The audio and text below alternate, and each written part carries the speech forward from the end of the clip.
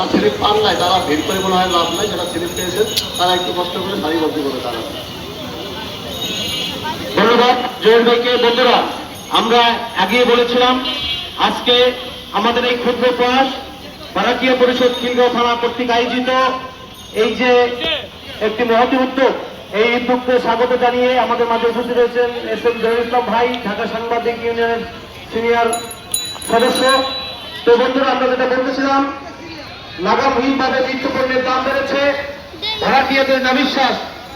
প্রতি জানুয়ারি আসলেই দেখি নোটিশ ছাড়া এবং নোটিশ দিয়ে ভাড়াটিয়াদের বাড়িওয়ালারা ভাড়া বৃদ্ধি করে।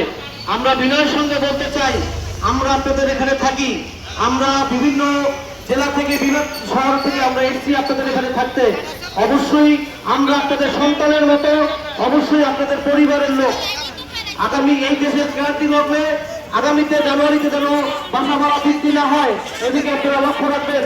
কারণ তেল, ডাল, চাল, নিত্যপণ্যের সবজি থেকে শুরু করে সকল কিছুর দাম কিন্তু হুট করে বেড়ে গেছে, কিন্তু শ্রমজীবী মেহনতি মানুষের কিন্তু তাদের আয়, ইনকাম, রোজগার কিন্তু বাড়েনি।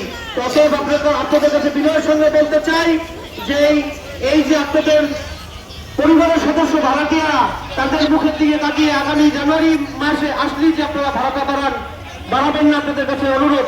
এ পর্যায়ে বক্তব্য রাখার জন্য বিনয়ের সঙ্গে জানাচ্ছি ভাড়াটিয়া পরিষদের সভাপতি বিশিষ্ট শ্রমিক নেত্রী জান্নাত খাতুনকে তার মূল্যবান বক্তব্য রাখার জন্য আহ্বান জানাচ্ছি।